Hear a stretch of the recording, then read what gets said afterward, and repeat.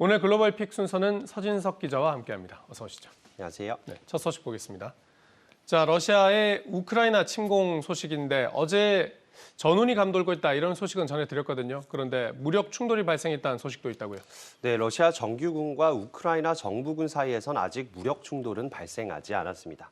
다만 돈바스 지역에서 우크라이나 정부군과 친러 성향의 반군의 교전이 계속되면서 최소 2명이 사망했다는 현지 보도가 나오고 있습니다.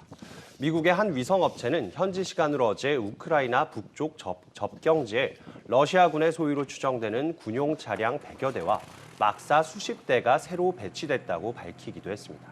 또 러시아 상원은 돈바스 지역에 대한 파병을 승인했고 블라디미르 푸틴 대통령은 반군에 대한 군사 지원을 약속했습니다. 네, 이게 파병 승인도 났고 접경 지역에 군사 병력도 배치되고 있고 일촉즉발의 상황인 것 같은데 미국 대응 어떻습니까? 네, 양국의 외교장관 회담에 대한 가능성을 열어놨던 미국은 푸틴 대통령의 평화유지군 투입 명령을 침공이라고 규정하고 회담을 전격 취소했습니다. 또 최대 8대의 F-35 전투기와 35대의 아파치 헬기 등 해외에 파병했던 군사력을 폴란드와 발트해 등 동유럽 지역으로 재배치했고요. 또 러시아 최대 국책은행과 서방은행 사이의 거래도 차단했습니다. 조 바이든 대통령은 러시아 지도층과 그 가족에 대한 제재를 부과하고 러시아의 국가 채무에 대해서도 포괄적 제재를 시행하겠다고 밝혔습니다. 네, 미국의 압박이 점점 수위를 높여가고 있는 중인데 미국만이 아니라 다른 나라들도 이런 제재에 동참하고 있다고요. 네, 우선 옌스 스톨텐베르그 나토 사무총장은 현지 시간으로 어제 러시아의 행위를 침공으로 규정하고 일부 동맹국들이 병력과 항공기를 흑해 인근으로 이동시키고 있다고 밝혔습니다. EU 회원국들도 돈바스 등의 지역과 무역을 차단하고 관련자들이 EU 금융시장에 접근하지 못하도록 한 제재 조치에 만장일치로 찬성했고요. 독일은 한 발 더 나가 러시아와 독일을 잇는 가스관 사업을 중단하기로 했습니다. 반면 중국은 아직까진 모든 국가의 합리적 안보 우려도 존중받아야 한다며 양비론을 펼치고 있습니다. 네, 신냉전의 출발점이 되는 거 아니냐 이런 우려도 나오는데 앞으로 어떻게 흘러가게 될지 계속 새로운 소식 전해주시고요. 두 번째 소식 보겠습니다. 자, 베이징 올림픽 소식인데 미국에서는 인기가 별로 없었나 봅니다. 그렇습니다. 차가운 걸 넘어 최악의 기록이 나왔다는 소식인데요. 뉴욕타임스는 현지 시간으로 어제 미국의 올림픽 주간 방송사를 인용해 베이징 올림픽 시청률이 역대 동계올림픽 중 최악을 기록했다고 보도했습니다. 올림픽을 본 시청자는 하루 평균 1,100만 명 수준으로 집계됐는데요.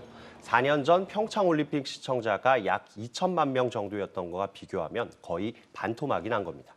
사실 미국 현지에서는 개막 전부터 제기된 각종 논란으로 베이징 올림픽의 흥행 참패가 예견됐는데요.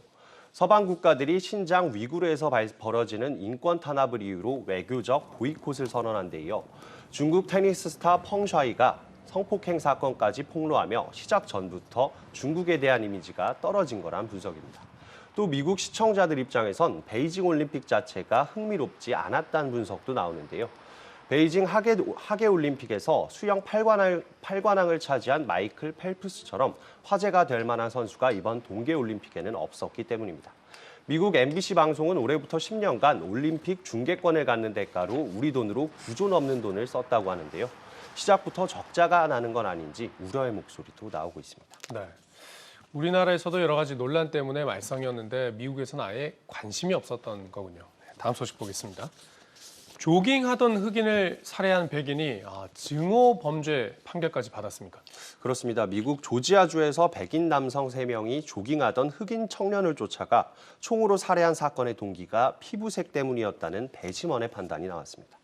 뉴욕타임스에 따르면 지난 2020년 조지아 브런즈윅에서 그레고리 맥마이클 등 백인 남성 3명이 조깅을 하던 25세 흑인 청년 아머드 아버리를 총으로 쏴 숨지게 했는데요.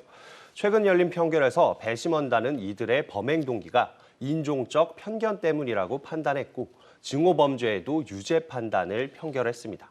피고인들이 절도 사건의 용의자를 쫓는 과정에서 일어난 사건이라고 항변했지만 배심원단은 아버리가 단순히 운동을 하고 있었고 범죄에 연루된 정황은 없었다며 판결 이유를 설명했습니다. 미국 연방법은 인종과 성별 등을 이유로 인권을 침해하는 범죄를 저지른 경우 증오범죄로 간주해 가중처벌하는데요. 무고한 흑인 남성을 죽인 백인 남성들, 무기징역 판결을 받은 데 이어 항소심 등에서 가중처벌까지 받게 될 것으로 보입니다. 네, 이런 증오 범죄에 대해서는 정말 합당한 처분이 필요해 보입니다. 자, 마지막 소식 보시죠. 페루 소식이네요. 1200년 넘은 미라가 발견됐다고요.